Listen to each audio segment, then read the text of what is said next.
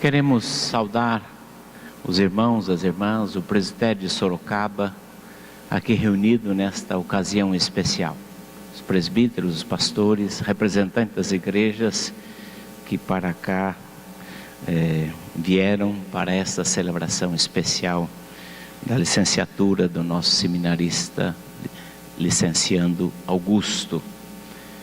Saudamos também a representante de Gessé, Gessé foi pastor desta igreja, que nos dá honra, alegria da sua presença nesta manhã. Deus o abençoe. Obrigado pela sua presença conosco nesta manhã.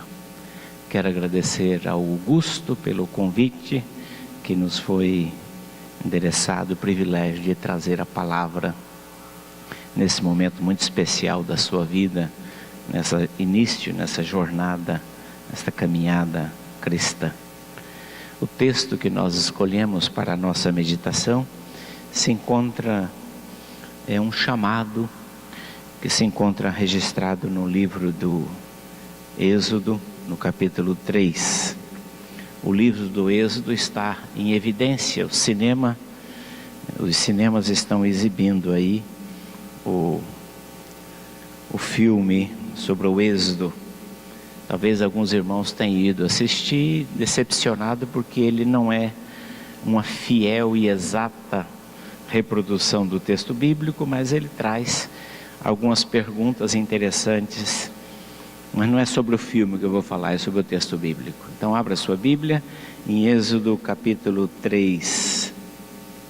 Na verdade, o chamado de Moisés está no capítulo 3 e o capítulo 4. Nós vamos ler parte do capítulo 3 para a nossa meditação nesta manhã. Apacentava Moisés o rebanho de Jetro, seu sogro, sacerdote de Midian.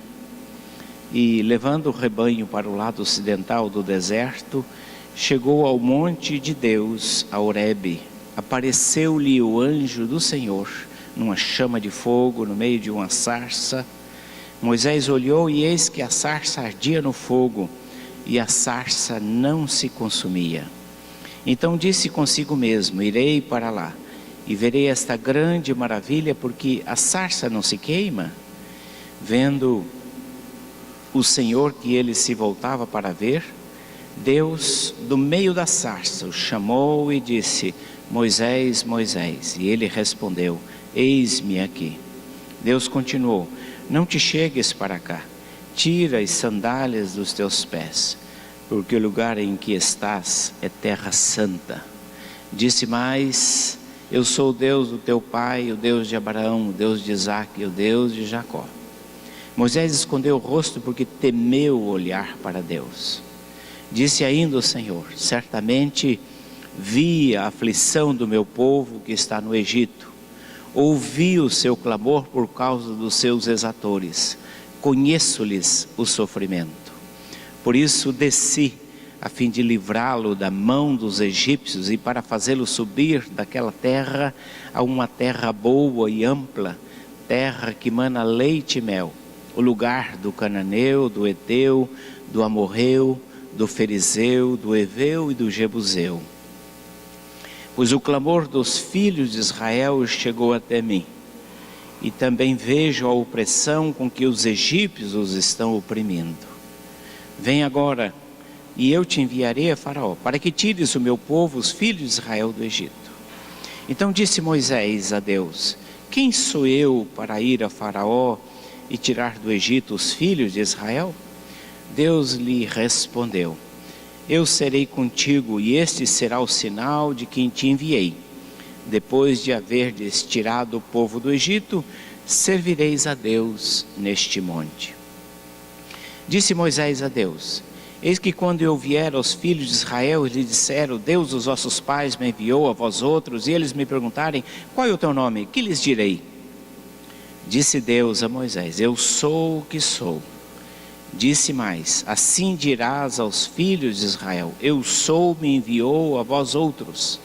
Disse Deus ainda mais a Moisés: assim dirás aos filhos de Israel: o Senhor, o Deus dos vossos pais, o Deus de Abraão, o Deus de Isaque, o Deus de Jacó me enviou a vós outros. Este é o meu nome, eternamente, e assim serei lembrado de geração em geração. Vai, ajunta os anciãos de Israel e diz-lhes: o Senhor, o Deus dos vossos pais, o Deus de Abraão, o Deus de Isaque, o Deus de Jacó, me apareceu dizendo: em verdade vos tenho visitado e visto o que vos tem sido feito no Egito. Portanto, disse eu: far-vos-ei subir da aflição do Egito para a terra do Cananeu, do Eteu, do Amorreu, do Ferezeu, do Eveu, do Jebuseu, e para uma terra que mana leite e mel. E ouvirão a tua voz, e irás com os anciãos de Israel ao rei do Egito, e lhe dirás: o Senhor, o Deus dos hebreus, nos encontrou. Agora, pois, deixa-nos ir, caminho de 3 dias para o deserto, a fim que sacrifiquemos ao Senhor nosso Deus. Eu sei, porém, que o rei do Egito não vos deixará ir, se não for obrigado por mão forte. Portanto, estenderei a mão e ferirei o Egito com todos os meus prodígios que farei no meio dele. Depois vos deixará ir. Eu darei mercê a este povo aos olhos dos egípcios, e quando sairdes, não será de mãos vazias. Cada mulher pedirá à sua vizinha, sua hóspeda, joias de prata, joias de ouro e vestimentas, as quais porei sobre os vossos filhos e sobre as vossas filhas, e despojareis os egípcios. O relato do chamado e a luta de Deus com Moisés continua em todo o capítulo 4, mas nós vamos tomando por base esses versículos lidos, fazer uma breve meditação nesta manhã, a ocasião desta cerimônia especial na vida da igreja, que não diz respeito apenas ao chamado do Augusto e da família, porque a família também é chamada, viu, Karina? Mas o chamado de todos nós para servir ao Senhor. Alguém disse que o Deus da Bíblia é o Deus que chama. Deus está sempre chamando. As Escrituras apontam evidentemente para isso. Nós não temos na Bíblia a história humana, mas a história de ações divinas, Deus interagindo com o ser humano, chamando o ser humano para tarefas, para missões, para desafios que Ele tem para o seu povo e a fim de cumprir os seus propósitos. A Bíblia é, portanto, uma história de envios. E alguém acrescentou que a Bíblia não tem relato de conversões, a Bíblia tem relato de chamados. Todos nós, portanto, somos chamados e enviados para uma tarefa, para uma missão. É dentro desse espírito que nós, olhando o chamado de Moisés e a luta de Deus para que Moisés atenda ao seu chamado, que nós queremos pontuar algumas coisas. A primeira delas é a razão do chamado. Deus viu o sofrimento do seu povo, Deus escutou os gemidos, Deus lembrou-se da aliança.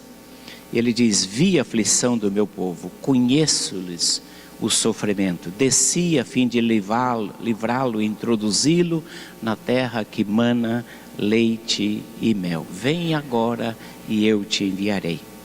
Portanto, todo chamado de Deus acontece em função de uma necessidade.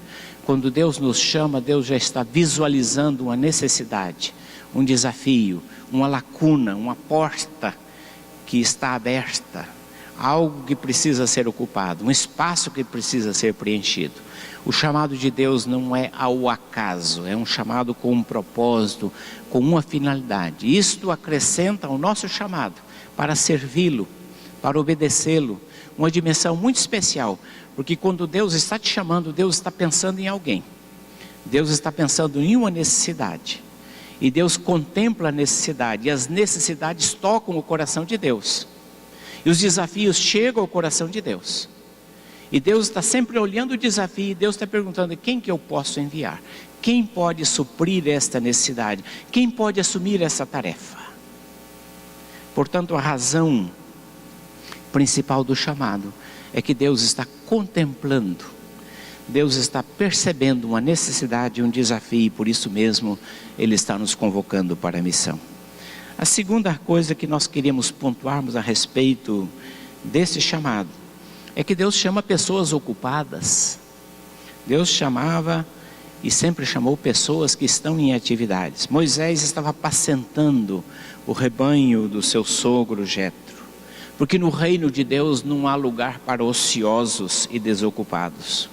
O critério de Deus não é chamar aqueles que não têm o que fazer para que Ele possa então dar-lhes uma ocupação. Na verdade, em última instância, todas as nossas atividades são fúteis, são vãs. A nossa vida encontra significado no reino de Deus, mas o projeto de Deus não é chamar aqueles que não têm o que fazer, aqueles que estão ociosos, e Deus então deseja lhes dar uma ocupação.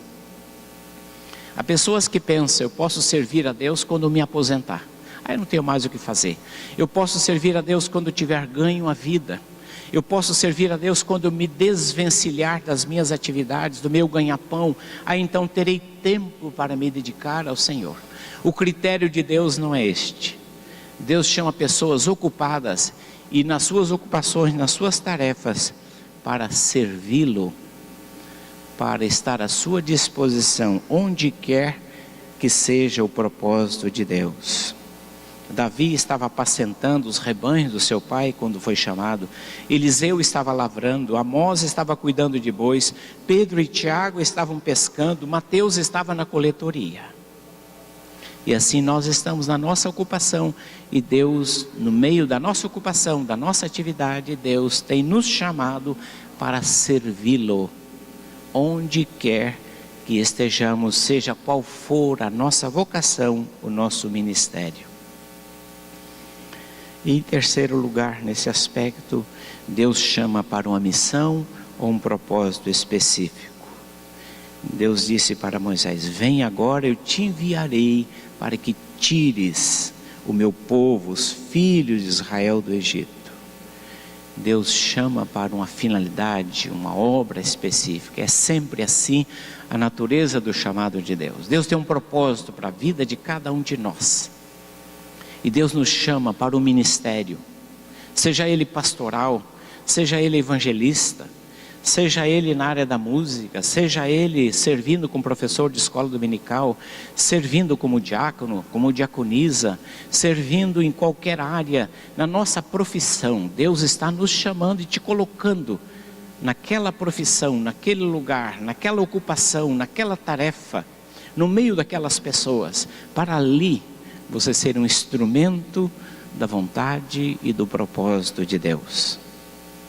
Mas há obstáculos ao chamado de Deus. Moisés levanta muitos obstáculos, como nós vemos no filme. Achei interessante que uma das dificuldades de Moisés entender no filme, eu creio que o filme reproduz esta metáfora muito bem, é que Deus usa uma criança para falar a Moisés, e fica difícil entender um propósito de Deus através de uma criança. Mas como pode Deus falar algo tão sério, tão relevante, tão importante, tão decisivo através de uma criança? E eu fiquei pensando nesta metáfora que o filme utilizou, de Deus utilizando uma criança para dirigir-se a Moisés.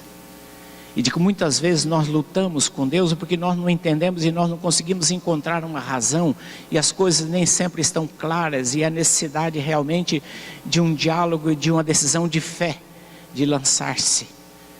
Algo que Deus está nos desafiando. Moisés olha para si, ele diz: quem sou eu? Geralmente nós olhamos para nós: quem sou eu? Eu não tenho qualificações, eu não tenho experiência, eu não tenho capacidade, eu não fui eloquente, eu não sou eloquente, eu não sei falar. Mas a resposta de Deus é que Deus não pergunta pela capacidade, é Ele quem capacita. Deus não chama pessoas preparadas, é Ele quem prepara. Deus não chama os habilitados, é Ele quem habilita. Na verdade, o grande desafio de Deus não é encontrar pessoas capacitadas, mas o grande desafio de Deus é encontrar pessoas obedientes, pessoas que estejam dispostas a obedecê-lo. Esta é a chave, esse é o desafio. Mas geralmente nós ficamos olhando: eu? Quem sou eu? Não sei falar, não fiz curso de teologia, ou ainda, se fiz, não me sinto preparado. Na verdade, esse é o sentimento de inadequação de todos nós. Mas a resposta de Deus: eu estarei contigo. Moisés diz: eu não sei o que dizer, O que eu vou dizer para eles? Não tenho nem ideia o que dizer. Que argumento eu vou utilizar para o faraó? Mas Deus diz, eu te envio. Não é você que tem a mensagem é minha, você é apenas o mensageiro. Deus dizendo para Moisés, não se preocupe, não é você que vai dizer, não é você que vai explicar. Nós somos apenas os instrumentos da mensagem de Deus. Assim lhe dirás. E na verdade Deus está sempre nos desafiando, e Deus está sempre colocando diante de nós esse desafio. Você vai, e eu vou te capacitar, e eu vou dizer para você o que você tem que fazer. Moisés também começa a ver dificuldade nos outros. Eles não vão me ouvir, Senhor. Eles não vão me ouvir. Eles não vão me escutar. Eu vou chegar lá e como é que eles vão acreditar num camarada que fugiu, faz 40 anos que está ausente, fugiu de um crime, e agora retorna, e que moral eu tenho? Que autoridade eu tenho? Que condições eu tenho para fazer com que eles deem crédito à minha palavra? Mas Deus continua insistindo com Moisés. A dificuldade não está nos outros. Eu vou com você, Moisés, eu estarei com você. Alguns dias atrás eu estava juntamente com um casal de amigos. Eu e a Ruth, nós estávamos levando para conhecer o centro histórico de São Paulo. E na Praça da Sé, daquelas pessoas que ficam ali na praça, dependentes químicos, chegou para nós. E ele foi citando esse versículo: lança o teu pão sobre as águas, porque depois de muitos dias o acharás. Não olhe para o vento, né? Quem olha para o vento não semeia. Quem olha para as nuvens, quem olha para o tempo, então não vai colher. E eu fiquei impressionado que aquela pessoa naquele estado, maltrapilho, andarilho, mal cheiroso, citou esse versículo bíblico para nós. E nós paramos para conversar com ele. E ele diz: eu fui um obreiro. Eu já fui obreiro de uma igreja evangélica, mas eu cedi ao álcool e hoje estou aqui nessa desgraça, nesta miséria. E esse versículo ficou martelando na minha cabeça. Diz: lança o teu pão sobre as águas, porque depois de muitos dias o acharás. Quem observa o vento nunca semeia, quem olha para as nuvens nunca colherá. O texto de Provérbios diz: o preguiçoso, um leão está lá fora, serei morto no meio da rua. Na verdade, às vezes a gente usa tantos obstáculos. Às vezes os obstáculos que nós usamos, na verdade, são pretextos para não obedecer. São pretextos que nós levantamos para não obedecer ao chamado, à voz de Deus. Moisés diz ainda a Deus: envia outro menos a mim. Tem tanta gente aí, Senhor. Tanta gente que não está fazendo nada. Tanta gente que pode fazer isto. Outro menos eu. Na verdade, do ponto de vista humano, é muito fácil transferir a responsabilidade. É a coisa mais fácil que existe e mais frequente. Envia outro menos a mim. Isto não é para mim. Mas Deus insiste com Moisés: é você, Moisés, é você. Eu creio que Deus insiste conosco cotidianamente: é você. Não é apenas o pastor, não é apenas o Augusto, não são apenas os presbíteros, mas é você, que eu tenho te chamado, que eu tenho desafiado, que eu tenho necessidade que você participe nesse grande projeto. E Deus vai respondendo a todos os obstáculos que Moisés levanta. Eu serei contigo, companhia. Eu te ensinarei, eu te capacito. Eu te envio, você precisa obedecer. O Deus dos vossos pais me enviou. E o que é que tem nas tuas mãos? Começa com aquilo que você tem nas tuas mãos. Começa com aquilo que você tem. A resposta ao chamado de Deus começa a partir de onde estamos, do que temos nas nossas mãos. E Deus providencia os meios, companhia, recurso para a realização do seu propósito. E finalmente, o texto bíblico nesse chamado: Deus não alimenta ilusões. Ele não diz, o teu caminho vai ser plano, vai ser tranquilo, maneiro, não vai ter problemas. Mas Deus diz, Faraó vai endurecer e vai ser difícil, Moisés. Vai ter dificuldade. E na verdade é isso que Deus nos alerta. Teremos dificuldades se nós queremos servir ao Senhor. Se nós queremos ser fiéis ao chamado, ao desafio. Se nós estamos entendendo o propósito de Deus para a nossa vida. Que nós tenhamos sempre em mente isto. Há dificuldades, há lutas, há obstáculos. Ele nunca disse que seria fácil. Mas Ele prometeu a sua companhia. Estou convosco todos os dias. Ele nunca prometeu que não teria problemas. Mas Ele disse, no mundo tereis aflições. Mas tende bom ânimo. Eu venci o mundo. E vocês certamente vencerão as dificuldades que o mundo, as trevas, Satanás levantam. Para que a gente não obedeça e não faça aquilo que Deus tem propósito para nós. Concluindo a nossa meditação nesta manhã, eu queria ressaltar a você o seguinte: todos nós somos chamados. Você não está na igreja por acaso. Não são apenas aqueles que são chamados para o ministério da palavra, que são os vocacionados de Deus. Mas você é chamado para um ministério. Não é só o ministério da palavra que existe na igreja. A igreja é um corpo de Cristo, onde há uma multiplicidade de ministérios que nós exercemos a partir dos dons que Deus nos concede, para atender o propósito de Deus, para atender uma vocação do povo de Deus, dentro da qual nós temos o nosso chamado e a nossa vocação. Jesus disse, ide e fazei discípulos. Você é chamado para fazer discípulos também. Você é chamado para seguir os passos do Mestre. E nesta manhã, cabe a nós responder como Moisés, que depois de convencido foi.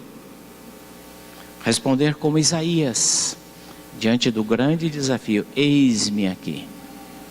Posso não valer muita coisa, posso não saber muita coisa, posso não entender muita coisa, posso não ter capacidade para muita coisa, mas uma coisa eu sei, eu quero servir ao meu Deus, eu quero servir ao meu Senhor, na função, no ministério, no propósito, seja ele qual for que Deus tem te chamado.